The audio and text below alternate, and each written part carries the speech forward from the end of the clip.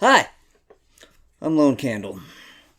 In part 1, I concluded that although I don't think anyone should ever try a hard drug, drugs even as dangerous as heroin are not risky enough to limit people's freedom on account of self-harm. Let freedom reign. In part 2, I said, if you want to argue that we should ban cocaine, meth, or heroin for the sake of harm to others, then you should be for banning alcohol and smoking tobacco because their external harms are worse. I then became sympathetic toward banning smoking tobacco and alcohol because the harms these drugs cause to other people are tremendous. Now, for this third and final part, I bring in the costs and benefits of implementing drug bans. We can't just assume that banning a drug removes all harm. Not every human obeys the law. We can't ignore the several costs of banning drugs, which include the actual financial cost of hunting down and imprisoning drug users, the lost tax revenue from the drugs being sold in black markets, incentives that produce more potent, mixed, and unknown drugs, less help for the addicted, forcing drug users to mix with people prone to illegality, funding gangs and organizations that commit considerably greater sins than selling drugs, throwing otherwise law-abiding citizens in jail, and a loss of respect for the government and law. In the end, these costs are so great and the effectiveness of drug bans so limited that we should legalize all these drugs. Cocaine and heroin should be regulated and available like tobacco and alcohol. If the goal of drug bans was to make it impossible or very difficult to obtain drugs, then the banning of drugs has been a complete and utter failure. Anyone who wants a drug can get it. However, a ban can be beneficial in other ways. Generally, such bans raise the price of drugs by 2 to 19 times due to the expense of avoiding law enforcement and the risk of getting caught. Similar to how alcohol taxes reduce the amount people drink, the increased price due to illegality also reduces consumption. Furthermore, some people won't use a drug because it's illegal. They may want to try a drug but won't because they value staying law-abiding more than using the drug, or they may fear the penalty. Others may never consider using a drug because society has deemed it immoral by making it illegal. If a drug becomes commercialized, this can further spread its use as marketing works its influence. Legalization and commercialization may facilitate drugs being normalized, where over time they become acceptable to use. Among Americans 12 and older, 51% have used alcohol in the past 30 days, 21% tobacco, 12% marijuana, 1% opioids, and 0.7% cocaine. Some of this is likely because people choose not to take substances that are illegal, but some is also because the legal drugs are available in regular stores and promoted by legitimate businesses. Over time, marijuana could increase to the 51% alcohol level. Legalizing drugs can also lead to innovation that makes drugs more dangerous and/or enticing. Look at legal marijuana. Businesses have innovated with THC concentrates, vaping oils, and edibles. Both illegal and legal sellers of marijuana have increased the potency of their offerings. These products encourage more users in more intense use. Pushing in the other direction is the forbidden fruit effect. A certain type of person is more attracted to things that they are told they can't have. These people are more likely to take a drug when it's illegal. There isn't a simple relationship between the legality of a drug and its use. In different scenarios, legalization has different effects, and the effect isn't the same across drugs. There are also short and long-term effects. We shouldn't expect people to respond to heroin legalization the same way they respond to marijuana legalization. For one, marijuana has already become acceptable among a lot of people. And secondly, heroin is far more dangerous, so even if legalized, most people won't decide to give it a try just because there isn't a law against it. The overprescribing of opioids hints toward a harm of legalization. Influenced by lobbyists, campaign donations, and advocacy groups, the government allowed drug companies and doctors to prescribe and market pain medications in such a manner that facilitated the opioid epidemic. Rather than humans behaving responsibly, many people used opioids in a way that got them addicted and even ruined their lives. This suggests that legalizing addictive drugs will lead to the same. If drug makers of prescribed medications will downplay the risk of their drugs, then surely companies striving to make money off recreational drugs will do the same. The concern is that the harms from legally prescribing opioids looked a lot like the harms from legal alcohol and tobacco. Once legal, there are industry interest groups who fight for looser regulations, and these industries advertise and seek out customers, convincing them to use deadly substances. Now, we can't jump to the conclusion that heroin legalization would look anything like tobacco and alcohol because the increased dangers of heroin are well known, but certainly it may have some parallels that lead to more use of the drug. That we're initially talking about opioid use spreading due to doctors prescribing them could make us think full legalization of an opioid like heroin would have even worse results. But maybe not. Many people may be more likely to take a dangerous drug if a doctor initially prescribes it for them than if it's something they have to start without doctor advice. When thinking about the opioid crisis, we should be careful not to exaggerate the role of prescription drugs. Some courts have ruled in support of drug companies, acknowledging that legitimate patients rarely die or become addicted to prescription opioids. A study followed people who received opioid prescriptions for 13 years, and less than 0.2% of them died of an opioid-related overdose. Another study found that among those who received opioid prescriptions, only 4.5% qualified as abusers. So, the vast majority of those on opioid prescriptions don't have problems with them. Generally, when we look at bans, decriminalizations, and legalizations across space and time, the legalization of a drug increases use and the banning of a drug decreases use. Studies with controls generally find that banning drugs reduces consumption. Additionally, legal drugs having very high use rates compared to illicit drugs is limited evidence toward the effectiveness of bans. There are a few studies that fail to find that decriminalization, criminalization, and reducing or increasing punishments around drugs affect drug use. These studies are more focused on decriminalization than legalization. They indicate that the relationship between penalties and drug use is not simple. Of course, removing penalties for drug use increases the incentives to use drugs, but it isn't always a key factor in one's decision. In surveys, the reason people give for not using drugs is more often health, beliefs and morals, no interest, and disapproval by peers or family than it is that the drug is illegal. The Netherlands is an example of drug laws not always being important. The country has high availability of decriminalized marijuana, but relatively low use. Even though cannabis is legal in the Netherlands, the country is in the middle of European countries in the amount of cannabis use. There is more in France and Italy where cannabis is illegal.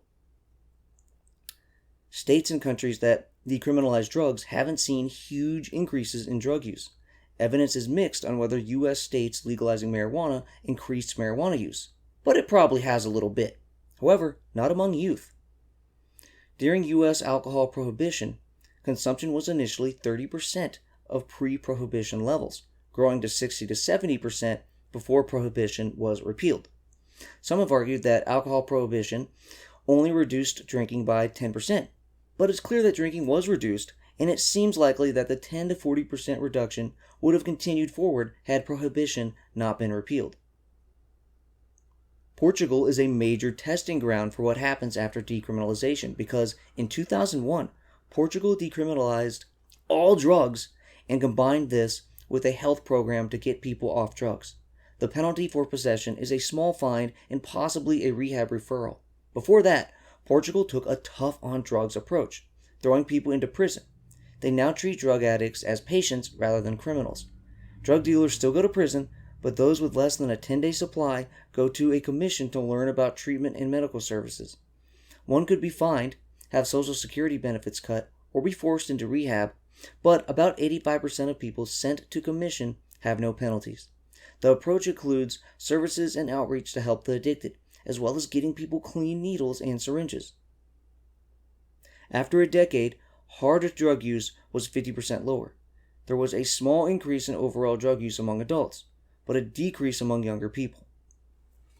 Because cocaine and heroin are less price responsive than marijuana, legalization likely has less effect on the number of people using these drugs.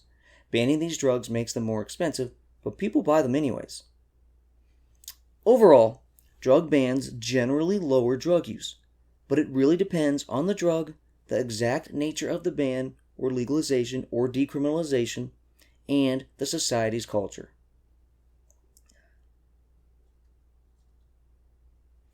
However, drug use alone doesn't matter. What matters is the harms and benefits of drug use. How has banning, legalization, and decriminalization affected the greater harms of drug use? And what are the benefits and harms of the bans themselves? Well, the answer is it depends on the drug, society, and the nature of the ban. After a decade of decriminalization in Portugal, drug overdose deaths became rare. 3 per million persons.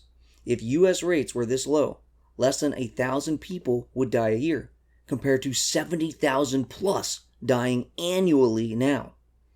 In Portugal, this rate later rose to 6 per million. But that number for the U.S. is 312 drug-induced deaths per million. Before this policy, Portugal drug death rates were close to EU rates. Since the policy, they have stayed further below. As of 2019, among people aged 15 to 64, the rest of the EU had 23.7 drug deaths per million people. Heroin addiction is down 50%. The addicted are mostly on substitution treatment, so are unlikely to die. After 15 years of the policy, deaths related to heroin fell by 2/3. Over that time, the UK continued a punitive approach, and deaths increased by 2/3. In 2001 and 2002, Portugal had over 50% of EU new HIV diagnoses caused by drug injection. By 2019, it had 1.68%. Programs providing clean needles may have gone a long way in these improvements. 95% of those caught with drugs were Portuguese, so Portugal didn't become a big drug tourism spot like some feared. Portugal's policy change was more than just legal, it was social. People see addiction more as a medical and social problem than a moral or criminal one. Portugal is actually intervening a lot, just not with heavy criminal penalties. They intervene to try to take people off the path of addiction and to help those already addicted, rather than deterring with punishment. A 2015 study said decriminalization led to an 18% decrease in the social cost of drug misuse. From 1999 to 2013, the percentage of people in prison for drugs decreased from 44% to 24%. It later fell to 15%. So, Portugal's policies have greatly decreased the harms from drug use. U.S. alcohol prohibition resulted in health benefits for Americans. Patients in alcohol wards dropped by more than half. Cirrhosis cases went down by 10 to 20%, and deaths by more than 1/3. Arrests for drunkenness went down, and complaints of domestic violence were cut in half. After prohibition ended, there was a small increase in alcoholism and more cirrhosis. Prohibitions in Canada also reduced liver cirrhosis rates, and studies on national and state alcohol prohibitions found prohibitions associated with less crime and murder. However, the data on this is hard to study. So, as you might expect, to the extent that bans limit unhealthy drug use, we see some positive health results from drug bans. Marijuana legalization in several U.S. states and some countries are too recent to have a complete picture of the effects. What we can say is that they have reduced price, increased potency, and made cannabis more available. The evidence supports an increased frequency of use among adults, but not youth. We've seen more emergency visits and hospitalizations for marijuana, which include visits for abuse and dependence, vehicle accidents, and head injuries from falls. The effects thus far are modest, but many of the legalizations include heavy restraints at the state level, and the drug is still illegal at the federal level. There is some evidence that young adults drink less alcohol when medical marijuana is allowed, and there may not be a net car crash increase caused by legalizing marijuana because people drinking less alcohol can cause less alcohol-related motor accidents. However, such findings aren't on solid footing yet. Ultimately, the data on marijuana legalization is still young. There are some negative effects, but they are modest thus far. In general, benefits from drug bans are reduced by substitution. If I would use marijuana instead of alcohol, but I use alcohol instead because marijuana is illegal, then the ban isn't helping me. It could be hurting me and those around me because alcohol is more dangerous than marijuana. Replacing an illegal drug with a legal one of equal or worse danger cancels out the health benefits of drug bans. Efforts to reduce the amount of drug use often create more harm than good. An example is the U.S. 2003 Rave Act. This act made rave venues more responsible for stopping illegal drug use. Such establishments stopped selling bottled water and offering chill-out rooms because this was seen as catering to people using ecstasy. However, these activities had helped reduce ecstasy-related deaths from dehydration. So, in exchange for possibly some less people using ecstasy, others died because venues were too afraid of legal action to take basic steps that make the chances of dying from ecstasy close to zero. We should be concerned about actual serious health outcomes, not the number of people that use a drug. In the late 1990s, the UN banned an MDMA precursor called Safrole because banning MDMA wasn't working. This reduced MDMA production a little until 2007, when a big sassafras oil seizure was made. This seriously hurt supply, so underground chemists switched to aniseed oil. Instead of MDMA, this made PMA or PMMA, which could be deceptively sold as MDMA. By the way, MDMA is ecstasy. However, these new drugs absorbed more slowly in the stomach, making their hit come in 60 rather than 20 minutes. People thought they got a weak tab, so took more. While MDMA and the new drugs both release serotonin, the new drugs also block the breakdown of serotonin, and when serotonin reaches toxic levels, this can cause serotonin syndrome, with hypothermia, seizures, and death. Basically, the new drugs were considerably more dangerous than MDMA. There was a wave of deaths in the late 2000s blamed on ecstasy, but really it was PMA and PMMA. In the UK, annual deaths from these surpassed the number of annual deaths that MDMA had ever produced. So, we had a mostly safe drug called MDMA. Governments banned a key component to creating it, and then many celebrated a giant bust on that component, thinking they had made the world a better place. When in reality, the illegality of the component and the big drug bust led directly to the deaths of young partygoers who would have been just fine if the drug and its components were allowed to be produced and sold freely.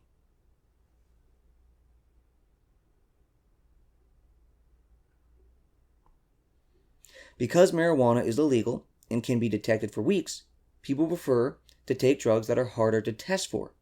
Synthetic cannabinoids didn't feel as good as natural marijuana, but were not detectable in urine tests. These were banned and a second generation of synthetics were born. These were even more unpleasant and were more harmful. They were also banned. A third set were created that often caused psychotic reactions, seizures, and heart attacks. However, they couldn't be detected. Thousands of synthetic variants were made, so it's hard for authorities to test for them all. This all led to deaths from synthetic cannabinoids. Deaths that would not have been caused by regular marijuana. And the only reason people were using these more deadly synthetics was because officials made real and safer marijuana illegal.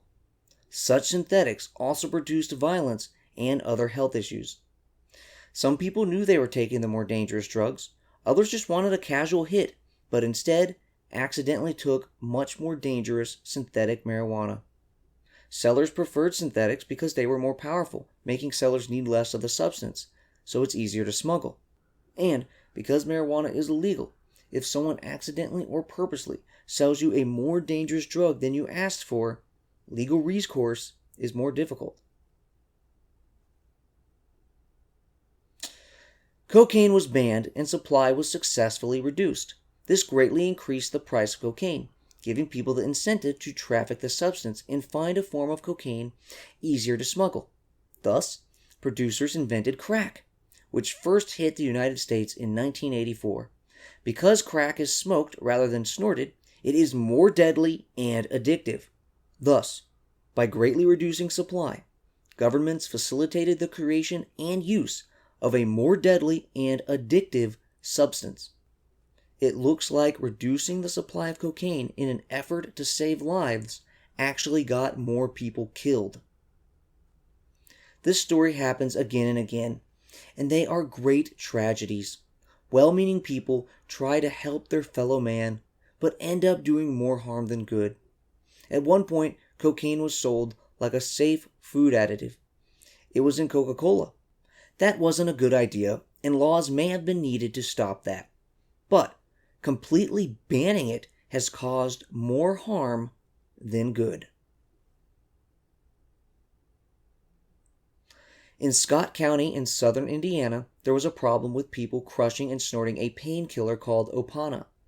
The manufacturer switched to a design that stopped people from crushing and snorting. However, users switched to injecting. In Scott County, it was illegal to own syringes unless intended for medical purposes. This made a shortage of syringes and led to sharing needles. Scott County then had an HIV epidemic. Additionally, by making pills hard to crush and snort, users turned to injection and black market drugs, including fentanyl-laced heroin.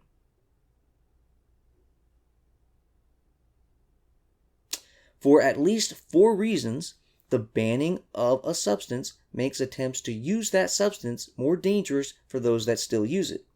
These 4 reasons cause the drug to be more potent, or mixed with something else, or to be a different substance than the user was expecting. One reason is there is no civil recourse. It's not like you can sue your drug dealer. A second is the ineffectiveness of criminal recourse. The producers and sellers are already breaking the law, so they have less incentive to not deceive their customers or business partners on account of legal penalties. 3. There are no regulations of labeling. A consumer product is often required by law to list specifically what is in it and not deviate from what is told to the consumer. 4. There is the iron law of prohibition. When a substance is illegal, then transporting it is more expensive and riskier. One can't easily use normal logistic channels and has to smuggle the substance instead. This incentivizes smaller cargo and therefore more concentrated drugs, meaning more potent drugs. Not only are more potent drugs easier to smuggle, they are easier for the user to hide, transport, and use without being caught. Drugs with higher potency are also more easily cut with other dangerous chemicals. With more powerful ingredients, sellers can make the product last longer by mixing this powerful stuff with something weaker. The increased potency of the drug and the mixing of drugs makes them far more dangerous, killing more people.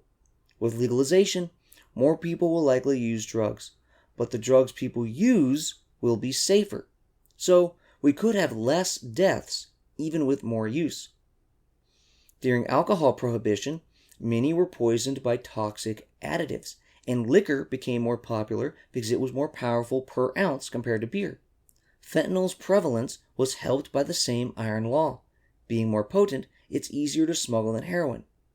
A fentanyl package that weighs less than an ounce is equivalent to a couple pounds of heroin. Fentanyl is often mixed with heroin, sold as heroin, or made into fake opioid pills.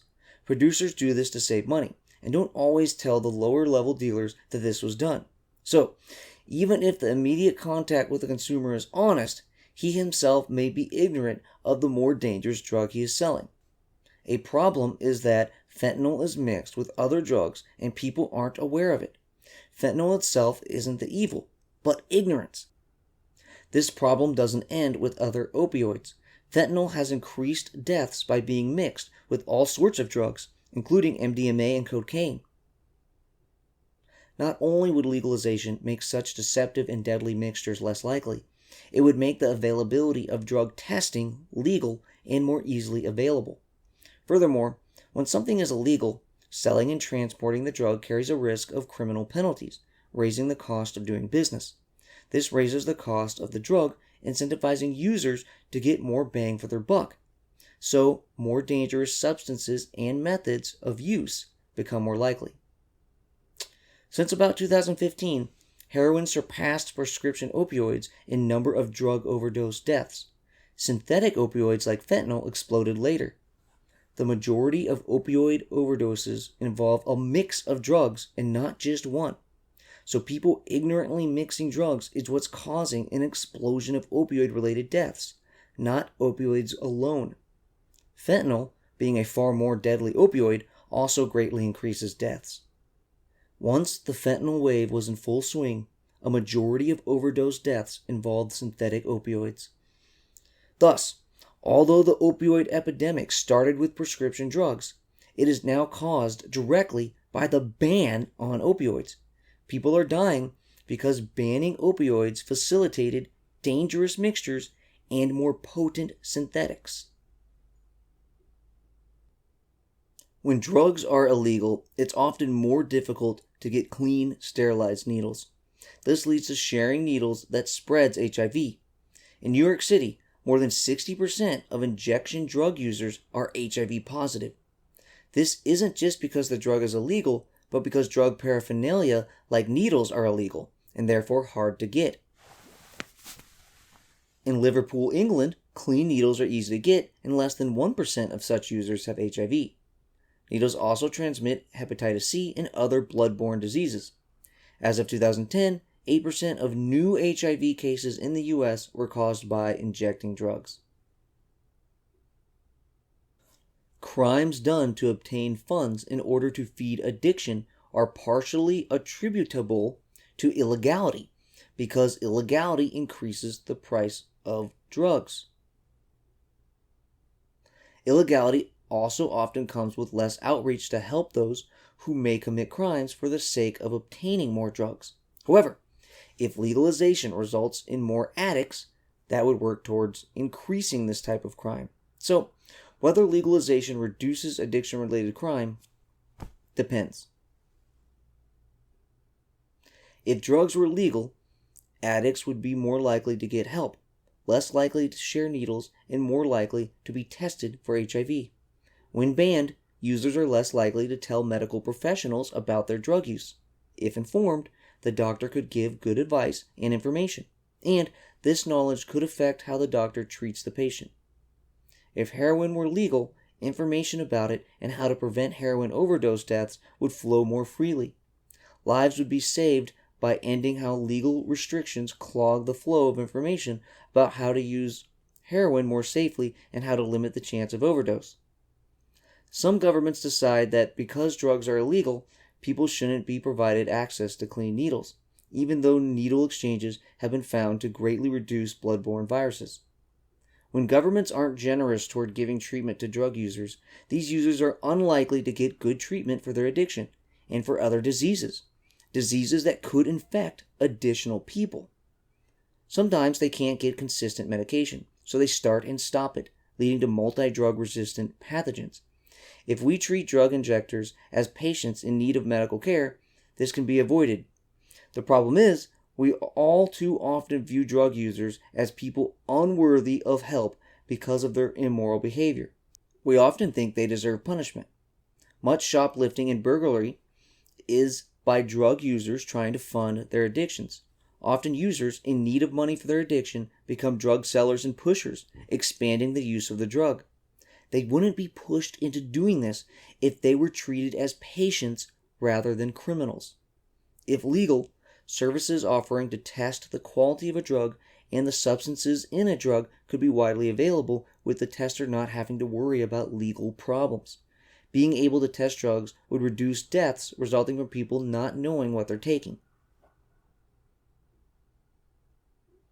One way that marijuana can act as a gateway drug is by putting people in contact with illegal dealers who are happy to sell more dangerous and more profitable drugs like crack and heroin. Another gateway mechanism, if one is put in jail for marijuana, he may start something like heroin in jail. Ironically, by more aggressively testing for marijuana, additional prisoners use heroin because it leaves the body faster. Furthermore, by forcing those who want to do drugs to do so illegally, they come into contact with rule breakers who may influence them to commit additional crimes. Much drug-related violence is not done by those under the influence of drugs, but by rival gangs vying for control over illegal drug markets. The same thing happened under alcohol prohibition, where rival bootleggers would kill each other. By allowing criminal organizations to control drug markets, we fund their wars with each other, their corruption of governments, their domineering of local peoples, their human trafficking, also known as modern slavery, their destabilizing of governments, their kidnapping, their extortion, their counterfeiting, their murders, and sometimes their terrorist activities. Opium and cannabis production funded Al-Qaeda. The profitability of illegal drugs destroys already disadvantaged communities. These young men feel they have less prospects, so are more likely to take the quick payment from selling or moving drugs. A quarter of all young black men are under criminal justice supervision. Most of that is for drug offenses. Battles between drug gangs turn poor communities into dangerous war zones. Once the drug trade in certain communities is common, it normalizes criminality. If there were fewer profitable black market substances, the incentives for young men to stay on the straight path would be higher, as there'd be fewer illegal jobs and less illegal money. In a normal market, there are legal mechanisms for solving disputes. Also, to use violence would ruin the business's reputation as well as result in criminal and civil penalties. Black markets can't turn to legal dispute mechanisms, and everyone involved is already breaking the law, so it's easier to get away with murder. It's also easier to get away with bribery and corruption.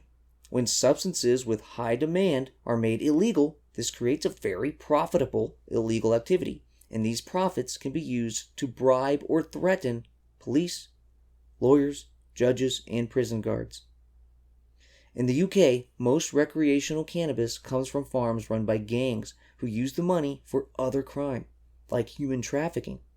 Recently, such farms have been run by Vietnamese gangs who use illegal Vietnamese immigrants to work like slaves. Some of these workers are children.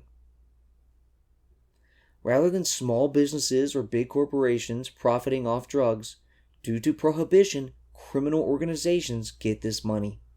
The banning of drugs greatly increases the resources of some of the most violent and corrupt groups on the planet.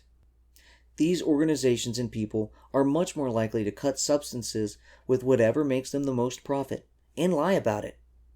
And what's the recourse if you're harmed? Not the courts when the transaction wasn't legal.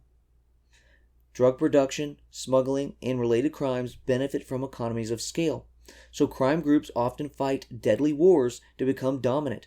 They can dominate farmers and force them to sell their crop for low prices. The harm done by ceding this trade to criminals is humongous. There needs to be massive and clear benefits to justify this. If drugs are legal, those that choose to use must deal with the health consequences. Drugs may also facilitate them harming others. However, when drugs are illegal, users must also face arrest, fines, jail, professional damage, associations with the illegal underworld, and all the temptation that such associations create. People that would be law-abiding citizens are now criminals with a record. Although millions of drug offenders are in jail, most are for non-violent crimes. They are at the bottom end of the drug trade. these people are easily replaced and therefore their imprisonment has weak effects. Police aren't perfect, and the war on drugs causes the police to harm many people. For example, no-knock warrants sometimes kill bystanders. Prison can be bad for mental health, facilitate harder drug use, end careers, spiral people into worse behaviors, and is expensive. The justice system forcing treatment has helped some drug abusers. However, a review of the scientific literature found 9 studies that met their criteria looking at the effects of compulsory drug treatment on recidivism and future drug use. The studies were a wash, meaning the scientific literature doesn't find support for compulsory treatment improving outcomes.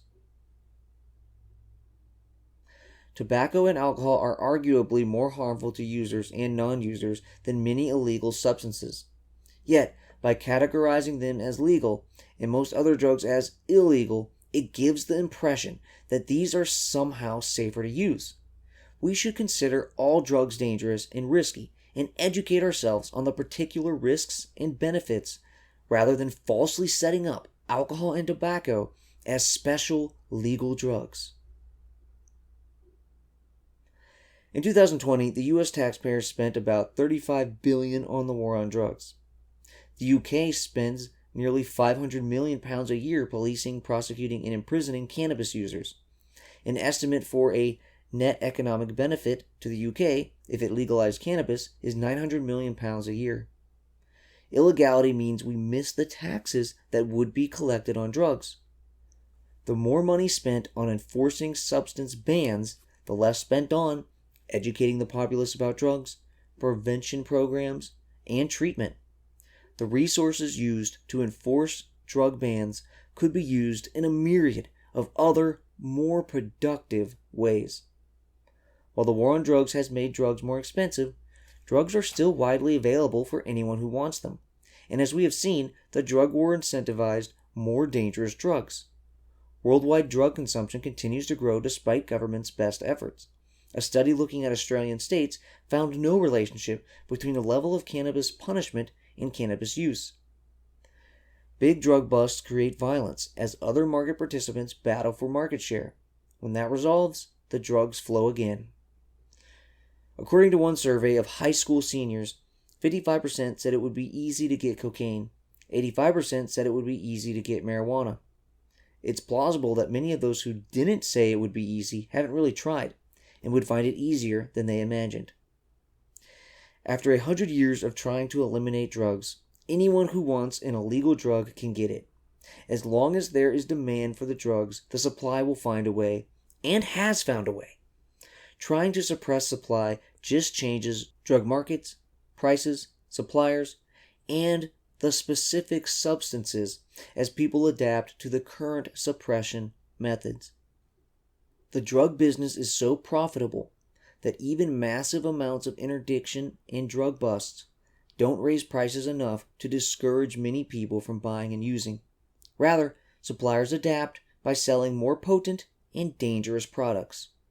So, we spend all this money on drug bans for marginal positive effects and many negative effects.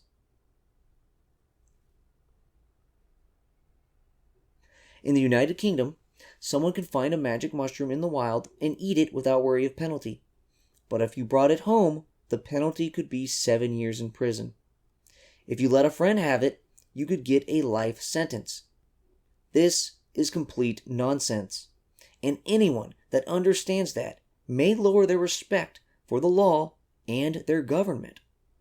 When legal drugs are just as dangerous as many illegal drugs, the government using violent force to stop you from doing those less dangerous drugs is clearly nonsense. The government acting in such a way can weaken people's respect for the law and our institutions. The knock-on effects could lead to more crime and even a weakening of democracy and societal unity. Americans make lots of money from growing tobacco. They could profit from currently illegal crops as well. The U.S. is dependent on Turkey for medical opium. If we moved this production to the U.S., those profits would stay here and locals could be employed.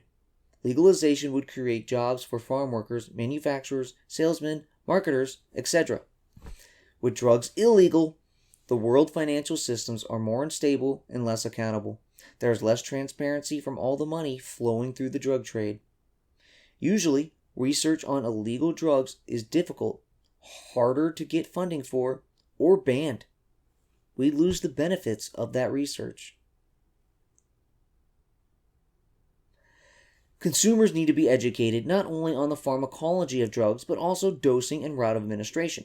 How one takes in a drug can make a big difference for its effects and dangers. Additionally, individual characteristics and the use environment make a difference. This is sometimes called set and setting. Set includes a person's mindset, notions about the substance, expectations, mood, and physiology. Setting includes the social, cultural, and physical environment where one uses the drugs. If drugs were legal, people and government would be freer to educate the populace about how to best keep oneself safe if one is going to use drugs, and providing such education would come with less stigma. Despite marijuana being illegal in California, the marijuana black market thrives partially because penalties aren't harsh enough for illegal growers. When busted, growers may lose a crop, but if they don't get caught, the rewards are huge, and the penalties amount to a slap on the wrist. Furthermore, the massive amount of tax, regular sales tax plus special marijuana tax, as well as meeting regulatory requirements, makes legal marijuana very expensive. Many customers stick with illegal marijuana because it's so much cheaper and they already have black market contacts. It's also hard and expensive to get a license in the first place. Many growers would go legal if the rules and taxes made that more feasible. Some feel that outsiders will come in and sell illegally. So I, a local, should do it too and not give all these profits to outsiders. Zoning restrictions on where one can sell makes operating more expensive, and marijuana deserts where localities don't allow legal weed give black market sellers a larger market and more incentive to stay in business. Other places like Canada, Colorado, and Illinois are having similar issues for similar reasons. A United Kingdom 2007 tobacco smoking ban tried to limit the effects of secondhand smoke. Compliance was over 98%. A study on bar workers found that the amount of cotinine in their saliva had decreased by 76%. This shows that the external damages of drugs can sometimes be reduced without completely banning a substance.